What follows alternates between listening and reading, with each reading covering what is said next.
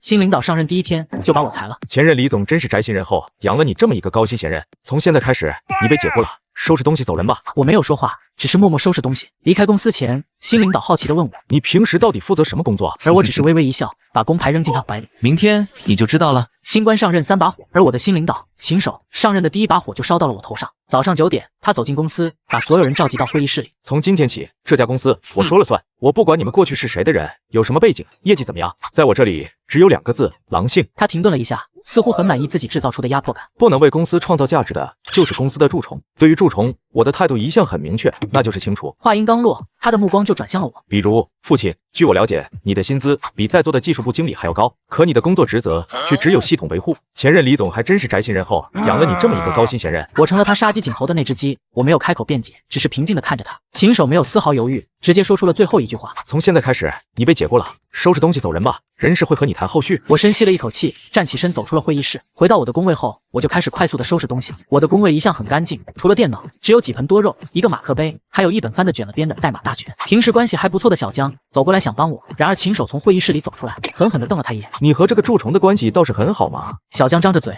想要说话，但被我拦住了。秦总，没必要牵扯别人进来。秦守嗤笑一声，走到了我的办公桌前。你这工位倒是干净，所以你平时到底负责什么工作？我把最后一本书放进箱子，摘下脖子上的工牌，扔进他怀里。明天你就知道了。说完，我就抱着那个箱子，头也不回地走了。走出写字楼，正午的阳光刺得我眼睛生疼。我抬起头，看了一眼这栋高耸入云的写字楼，嘴角勾起一抹冰冷的弧度。秦守，游戏才刚刚开始。回到公寓后，我把纸箱放在玄关，走进了书房。书房里只有一张桌子、一把椅子和一台笔记本电脑。我打开电脑，输入了一长串复杂的指令。屏幕中央出现了一个小小的沙漏图标，下面是一行不断跳动的倒计时。这是我入职这家公司第1年就为自己留下的后路，我叫它死海协议。这份协议深植于我为公司搭建的整个底层架构之中。一旦我的工号权限在公司后台被人为删除，协议就会被激活。在9个小时的缓冲期后，它会自动锁死公司所有系统的底层访问权限。它不会破坏任何数据，但会让所有数据都变成一堆谁也看不懂的乱码，除非我用我的私钥来唤醒它。8年前，这个公司还是个一穷二白的烂摊子，是李总顶着所有人的压力，给了我这个刚毕业的毛头小子绝对的信任和权限。是我一行一行代码，一个服务器一个服务器，搭建起了如今支撑着公司所有业务的庞大系统。而我的对外职位，为了不引人注目，一直只是高级数据维护专员。手机震动了一下，我打开一看，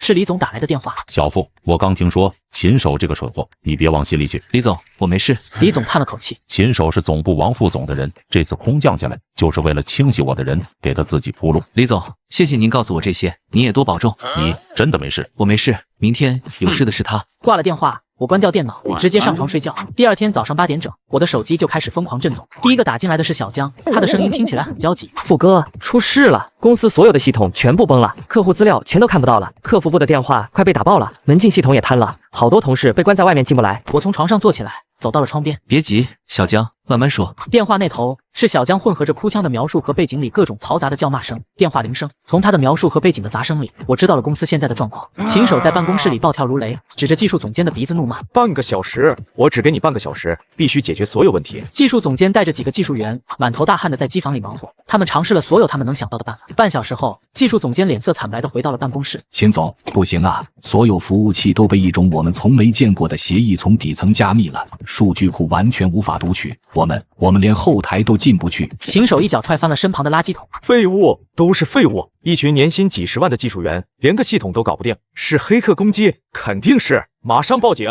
技术总监哆哆嗦嗦的拿出手机，刚要拨号，机房那边的一个年轻技术员连滚带爬的跑了过来。总监，秦总，你们快去看！他们冲进机房，就看到中央服务器的主屏幕上有一行猩红的字：欢迎来到我的世界。游戏开始。技术总监盯着那行字，双腿一软，差点瘫坐在地上。秦总，这不是黑客，这不是黑客是什么？技术总监的声音里充满了绝望。这是系统架构师亲手建的地基，我们所有人在过去的8年一直都住在他盖的房子里，现在他把门锁了。公司里很快就变得更加混乱，客服电话在第1个小时就被打爆了。愤怒的客户因为无法查询订单而疯狂投诉，销售团队失去了 CRM 系统，就像失去了眼睛和大脑，所有客户信息、跟进记录全部消失。生产线因为无法从 ERP 系统接收指令而陷入停摆，财务部门无法进行任何一笔账务处理，公司运营的命脉被我轻易的掐断了。消息以光速传播，股价开始应声下跌，总部的问责电话像催命符一样，一个接一个的打到秦守的手机上。上午10点，公司人事给我打个电话。父亲吗？我是人事部的琳达，公司系统出了点问题，需要你回来配合解决一下。我嗤笑一声，配合？我凭什么要配合？琳达的语气瞬间强硬起来。父亲，我提醒你，你还在走离职流程，从法律上讲，你依然有义务。我懒得跟这种蠢货多说，直接挂断了电话。5分钟后，电话又响了，还是那个号码。这次琳达的语气明显软化了许多，甚至带上了讨好。父亲，你看，大家同事一场，公司现在遇到了大麻烦，你能不能帮忙？帮忙？我为什么要帮一个把我当众羞辱扫地出门的公司？我们可以给你补偿。秦总说了，只要你回来解决问题，公司愿意在 N+1的基础上再多给你3个月的工资作为补偿。我像是听到了本年度最好笑的笑话，忍不住笑出了声。补偿？钱？你觉得我现在缺钱吗？电话那头陷入了沉默，很快就挂断了。过了半小时，一个尾号为8888的手机号打了进来，我知道是秦守本人。父亲，你到底想怎么样？这话应该我问你，秦总，你想怎么样？回公司，我们好好谈。我轻笑一声，嘲讽开口。秦总，你好像忘了，我昨天已经被你开除了，我现在已经不是你的员工了，现在你应该求我回去。电话那头是长久的死一般的沉默。过了足足半分钟，秦守才再次开口，说说吧，你的条件。我坐直了身体，声音冷得没有温度。第一，以公司名义为昨天对我造成的名誉损害公开道歉，我要看到你的诚意，而不是一份敷衍的公关稿。秦守瞬间怒吼出声，父亲，让我给你道歉？做梦！那你继续做梦吧。说完，我就挂断了电话，顺手将他的号码拉进了黑名单。游戏的主动权从一开始就在我手里，而我有的是耐心。我的耐心并没有经受太久的考验。不到半小时，小江的消息就跳了出来，他发来一张截图，截图上是秦守刚刚在公司群里发的一段话。各位同仁，关于昨天人事变动的决定，在沟通过程中可能存在一些方式方法的问题，给前同事造成了一定的困扰，在此我个人表示遗憾，希望大家能专注本职工作，共度难关。我看着这张截图，眼神冷了下来。他没有承认自己的错误，反而把问题归结为沟通方式方法。他没有提我的名字，只用了冷冰冰的前同事，这哪里是道歉，这是对我赤裸裸的2次羞辱。我拿起手机给小江回了条信息，知道了，谢谢。然后我重新坐回电脑前，冰冷的手指在键盘上飞速敲击，发出一连串清脆的声响。秦总，看来你还没搞懂游戏规则，那么游戏继续吧。几分钟后，小江的消息又来了。富哥，你干了什么？公司的内网突然恢复了？不对，只恢复了一部分，只有考勤系统和报销系统能用。我微微一笑，好戏现在才开场。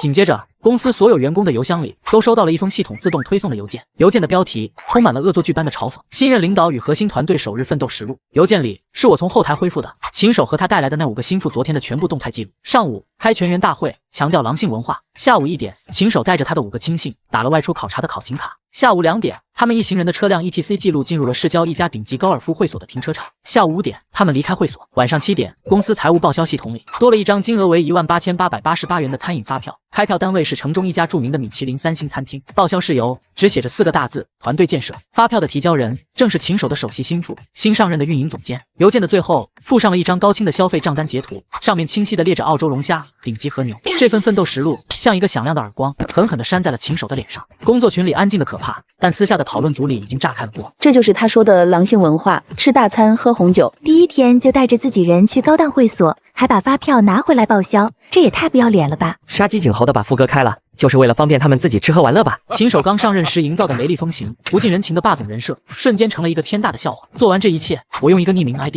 在公司内部的论坛上发了一个新帖子：道歉需要诚意，下一次被公开的可能就是更有趣的东西了。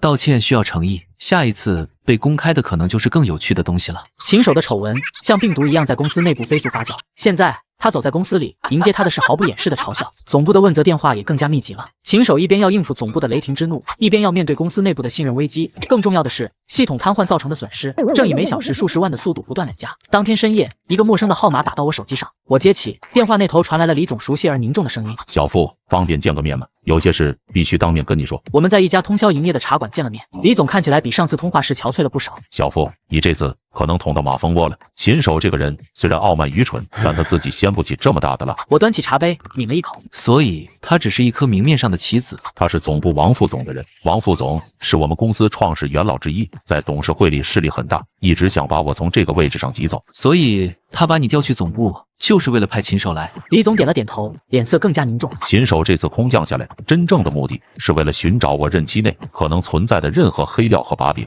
他要把这家分公司彻底变成王副总的私人领地。我皱起了眉，感觉事情开始超出我的预料。他为什么会盯上我？李总叹了口气，眼神复杂的看着我。因为你是整个公司系统的核心。他那种人虽然不懂技术，但他知道谁掌握了数据，谁就掌握了命脉。他以为你是我的心腹，以为只要把你开掉，就能顺利接管所有系统权限，然后从海量的数据里挖出他想要的东西。听到这里，我的心猛地一沉，我好像明白了什么。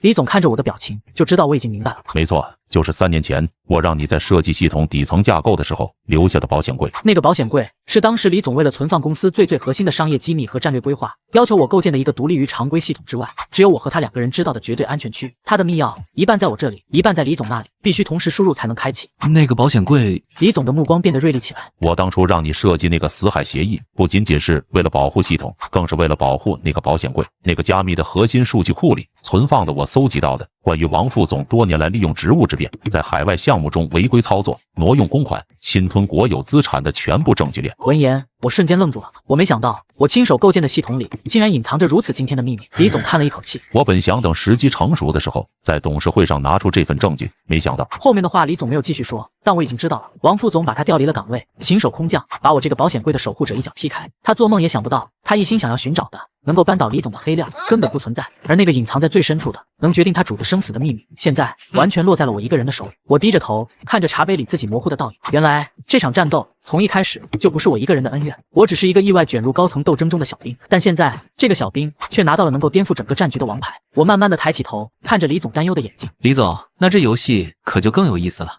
李总，那这游戏可就更有意思了。和李总谈话后，我彻底的清醒了。现在我的目标变了，我不再是一个被动的复仇者，我要成为一个主动的猎人，一个棋手，一个能决定这场高层战争最终走向的关键变量。第2天，我就开始主动出击。我通过李总提供的一个绝对安全的渠道，匿名联系上了总部另一位举足轻重的人物刘总。刘总是公司的技术元老，与靠投机上位的王副总向来不和，是公司内部另一大派系的领袖。我没有暴露自己的身份，更没有直接说我手里有什么，我只是给他发了一小段代码，那是一段10年前公司初创时期一个已经被废弃的项目的核心算法。这段代码只有像刘总这样从公司建立之初就在的核心高层才能看得懂它背后的意义。在代码的最后，我附上了一句话：旧东西里总能翻出新惊喜。我相信刘总这样的人能瞬间明白我的价值和意图。果然，不到1个小时，那个安全渠道就传回了消息。愿闻其详。第一步棋完美落下，现在轮到秦首了。我换了一张新的手机卡，拨通了他的电话。秦总，早上好，考虑的怎么样了？我的第1个条件，你还满意吗？秦首的声音听起来有气无力的。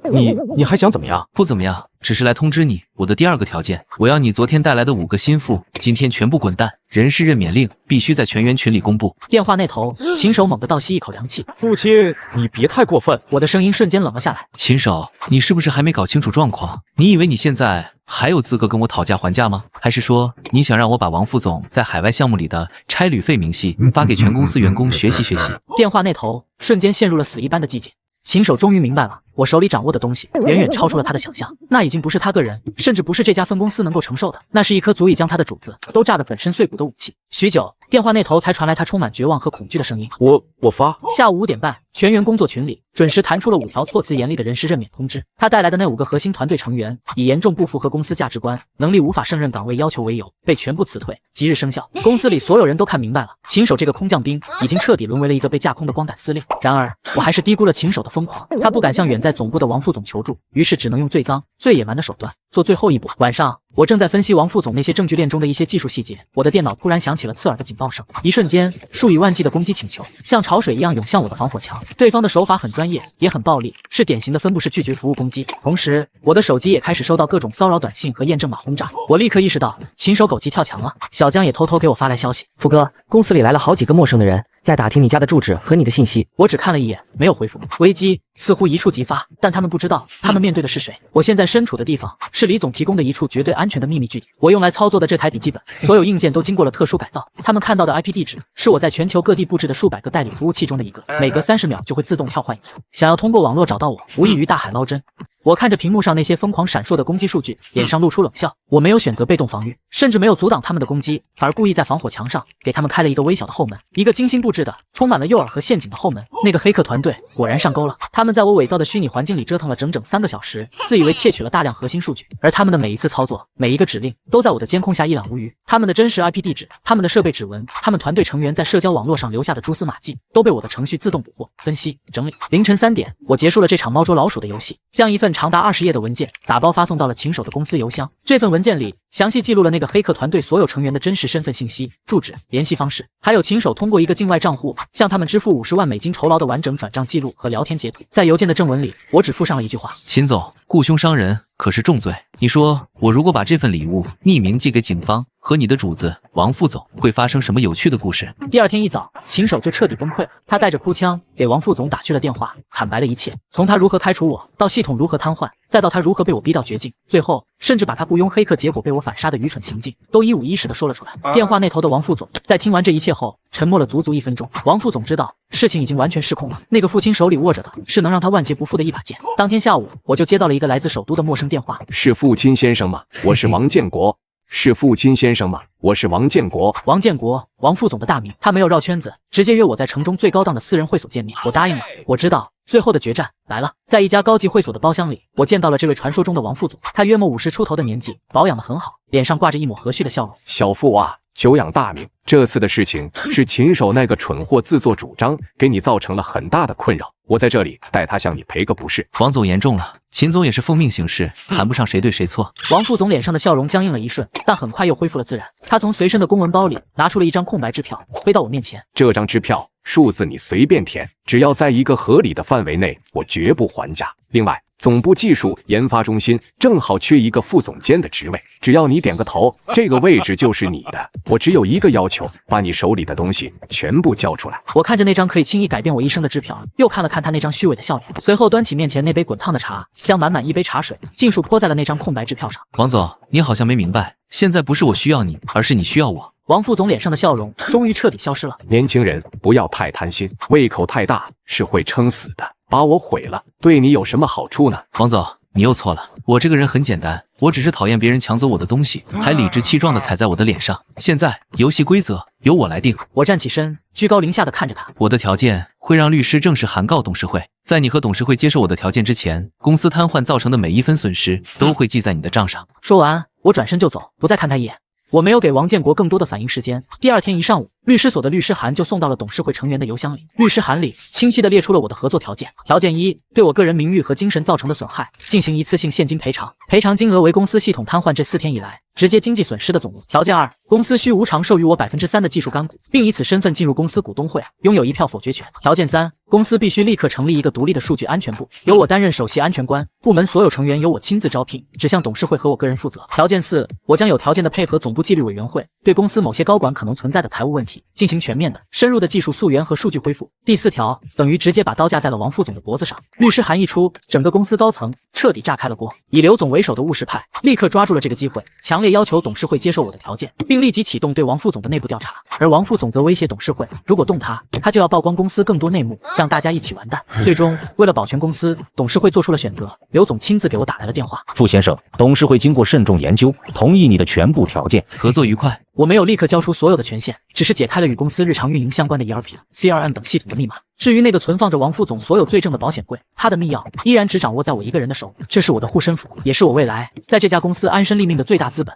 公司恢复正常运营的第一天，所有员工的邮箱里都收到了2封来自总部的人事邮件。第一封措辞庄重，经董事会决议，即日起成立独立数据安全部，任命父亲先生为公司首席安全官，全面负责该部门工作，同时授予父亲先生公司3%股权，即日生效。第二封言辞冰冷，经查，本公司原负责人秦守在工作中存在重大管理失职和严重违规操作，给公司造成了巨大的经济损失和名誉损害，即日起解除与秦守先生的劳动合同。整个公司一片死寂，所有人都被这戏剧性的反转震得说不出话来。那天下午，我回到了公司，电梯直达顶层。就在电梯门打开的一瞬间，我看到了一个熟悉又陌生的背影，是秦守。他抱着一个纸箱，里面装着他的私人物品。他低着头，已经完全没有了几天前意气风发的模样。我缓缓地走到他的面前，看着他怀里的纸箱，用一种充满了好奇的语气，轻声问他：“你平时到底负责什么工作？”他嘴唇剧烈地颤抖着，一句话也说不出来。我笑了笑，没再看他。我与他擦肩而过，走进那片曾经让他耀武扬威，如今却属于我的领地。身后是他拖着沉重步伐走向电梯的狼狈不堪的背影。不久之后，财经新闻上传来消息，集团原副总裁王建国因涉嫌巨额贪腐、侵吞国有资产等多项罪名，现已被纪委立案调查。据说，调查组在他的海外账户里查获了数额惊人的不明资产，证据确凿，无可辩驳。等待他的将是法律的严惩和漫长的牢狱生涯。恶有恶报，虽迟但到。